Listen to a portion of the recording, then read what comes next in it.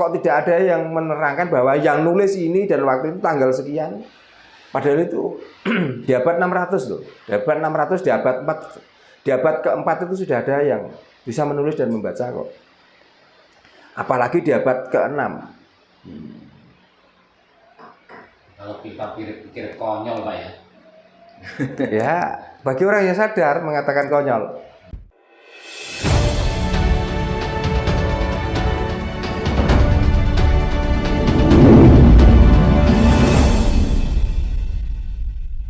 Makanya mempelajari kitab itu perlu, karena kitab itu tulisan, bacaan.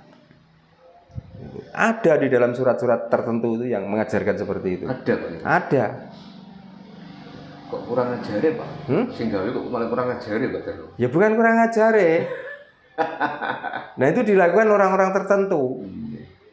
Nah kita karena disuruh, makanya kalau ada orang membaca kitab, kita disuruh diam, nggak boleh ngomong. Dan nggak perlu tahu artinya, yang penting kita mendengarkan sudah dapat pahala. Ya supaya itu, terlepas itu ajaran baik maupun buruk, karena itu namanya kitab, maka dimuliakanlah, kita dengarkan dengan seksama, dengan harapan apa? Pahala dari bacaan kitab itu.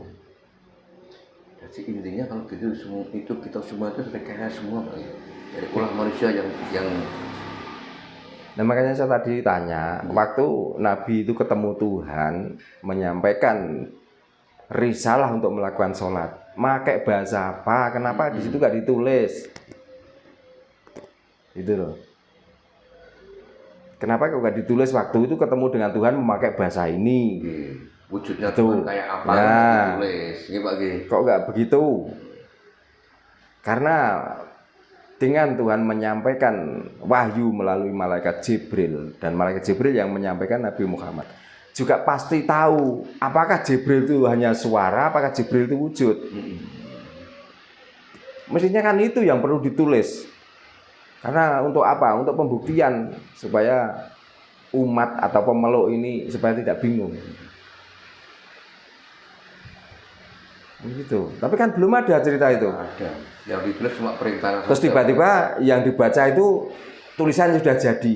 Lah, kok nggak ditanyakan lagi? Siapa di antara yang menulis wahyu yang disampaikan oleh Tuhan kepada Nabi itu?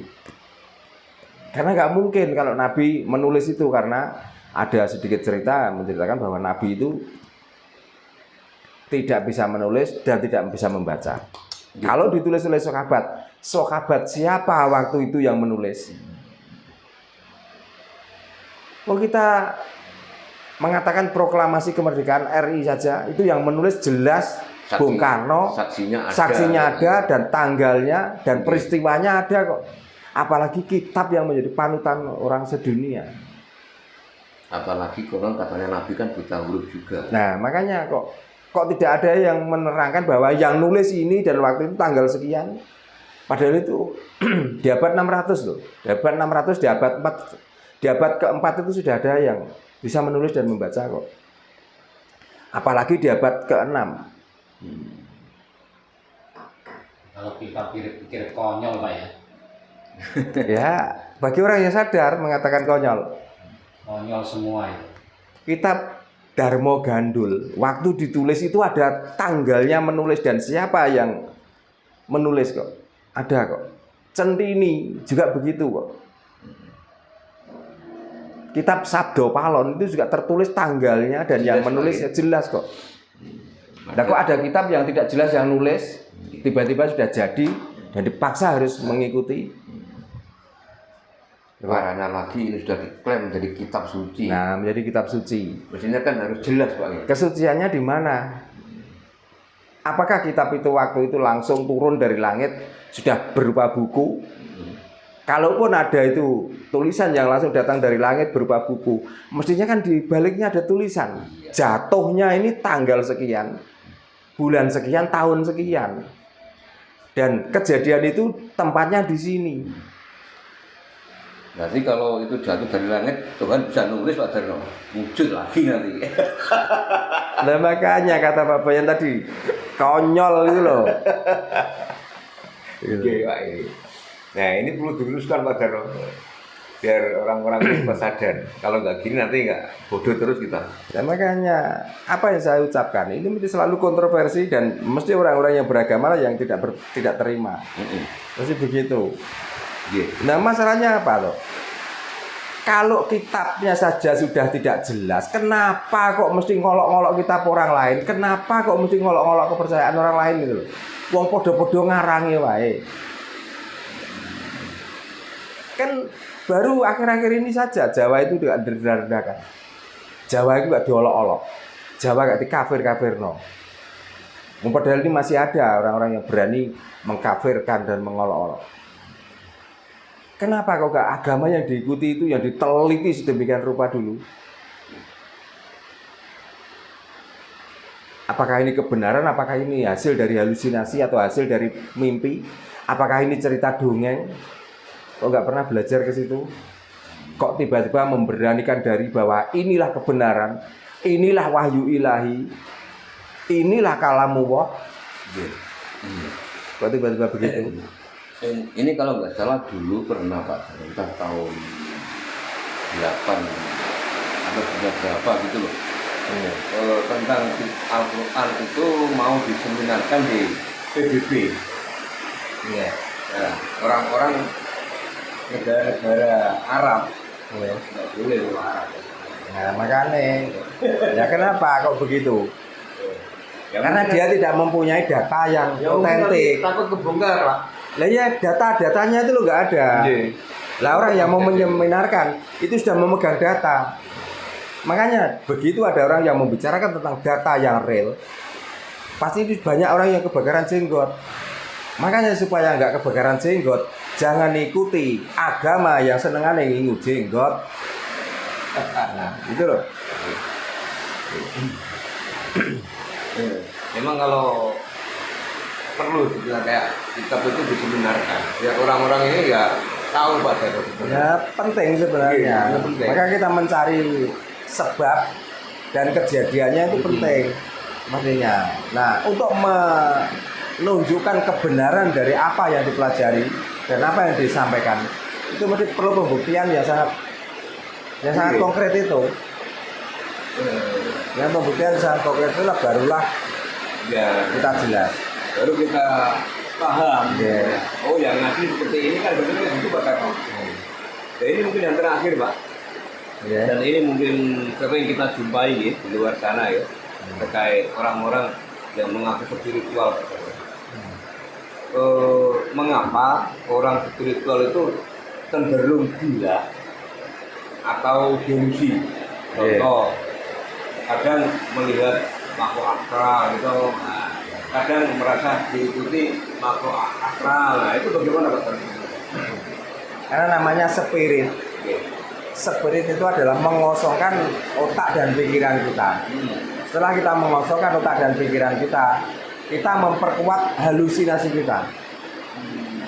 Tujuannya apa? Tujuannya untuk mewujudkan angan-angan itu loh. Tujuannya. Makanya spirit yang sebenarnya itu tidak harus berdiam diri dengan berlama-lama, tidak harus melek yang berkepanjangan, bukan itu. Kita di saat melihat dan saat kita itu merem, kalau hati kita sudah nyampe dan pikiran kita sudah menemukan, itu sudah spirit kok. Tapi kan kebanyakan orang yang berspiritual mencarinya di tempat, apakah di tempat ramai, kan di tempat yang sepi. Nah supaya apa? Ya kita itu kalau bahasa Jawa ini neter. Kalau bahasa nasionalnya menguji sampai di mana tingkat keberanian kita dengan jauh dari manusia, dengan menyendiri di tengah hutan atau di pegunungan. Lalu nanti apa yang kita jumpai di situ? Kalau kita tuh melihat sesuatu itu sebenarnya energi saja. Karena di saat kita itu bisa menahan rasa takut kita, otomatis dalam sel-sel tubuh kita itu bagian yang negatif akan lepas. Maka tidak sedikit orang yang melakukan spirit tiba-tiba itu mempunyai kekebalan tubuh, tiba-tiba mempunyai kekuatan yang tidak terduga. Nah, itu sebenarnya energi saja. Bukan kekuatan dari Tapi makhluk kekuatan yang sangat luar biasa di saat kita itu sudah antara tiga hal, antara latih, lan pakarti sudah nyawiji. Nggak usah kita mencari ilmu kekebalan, kita sudah kebal. Tidak usah mencari ilmu kekayaan, kita sudah kaya. tanpa guru ya. Tanpa spirit, tanpa berdiam diri di tempat-tempat yang angker. Maka kunci orang yang berspirit, lakukanlah tiga hal ini. Coba Latih, ati, lan pakarti. pakarti. Ucapan, pemikiran, dan perbuatan selaraskan menjadi satu. Jadi bahasanya orang Nusantara, kalau A ya A, jangan sampai A itu dibilang C. Kita akan selamat. Tidak akan ada orang yang mau mencelakai kita. Tidak, kita akan kenyang selalu, tidak akan kita kelaparan. Kita akan selalu kaya kok. Tidak harus. Jadi ora sugih tanpa bondo, ngeluruk sing tanpa bolo, sakti sing tanpa aji akhirnya. Kita sudah punya semua. Makanya apalagi orang yang pernah spiritus diomongkan. Saya dulu spirit di sini sekian bulan, ketemu ini dengan ini. Kalau sudah sekian bulan ketemu ini dan itu, sekarang itu mau apa? Tetap yang namanya mau pergi jauh supaya cepat, tetap butuh mobil. Gitu loh. Dan butuh ATM juga, Pak. Nah, kalau kita tuh kepengen beli apa? Butuh uang. Apakah dengan laku spiritmu bisa memenuhi kebutuhan itu semua? Kalau zaman sekarang loh, kalau zaman dulu ya mungkin karena kita mau bepergian belum ada alat transportasi yang cepat. Maka bagaimana caranya kita tuh pergi dengan sekejap mata? Jadi kita mempelajari lah apa itu energi angin. Setelah mendapatkan dinamakanlah ilmu saipi angin. Supaya kita tuh mempunyai suara yang keras, yang orang lain takut, maka dinamakan dengan belajar ilmu atau energi dari petir dan lain sebagainya dinamai gelap, ngampar, nah, dan lain sebagainya. Tapi kan ilmu-ilmu itu disesuaikan pada zamannya. Iya. Lah zaman sekarang kok ngomongkan saya semedi di sini sekian bulan dan ketemu ini, ketemu itu. Terus mau apa?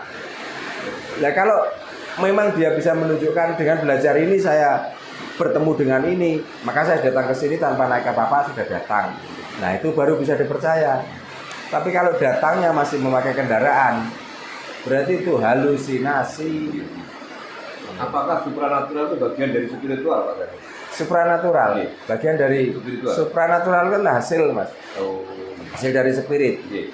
Dengan spirit itu bisa merubah watak, perilaku dan ucapannya. Berarti dia sudah supranatural. Jadi ibarat air itu sudah air lautan. Dia bisa menerima apapun yang datang ke situ. Tapi kalau masih membedakan air keruh, air yang kalau ada air yang bening bisa menerima, air yang keruh tidak bisa menerima, berarti ya dia pelaku spiritual. Masih ya. Kalau orang sholat itu juga termasuk spiritual, Pak? Gimana? Orang sholat spiritual, sholat. Itu malah bukan spiritual itu. Itu malah budaya, Mas Yan. Belum spiritual lagi. Belum spiritual. Karena apa yang diucapkan dia belum paham. Lah orang spiritual apa yang diucapkan sudah paham kok. Ya dinamakan ritual karena di saat melakukan itu dengan diam diri. Nah, tapi karena itu ada gerakan-gerakan tertentu yang harus diikuti, berarti itu budaya.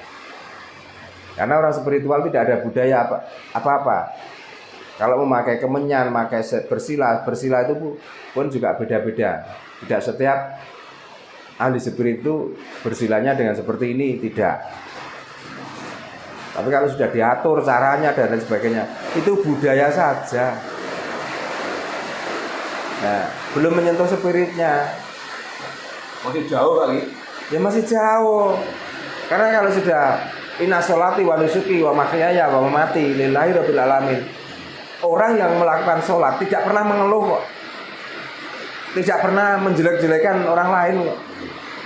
Karena dia yakin bahwa hidup, mati, dan apa yang dimiliki semuanya diserahkan.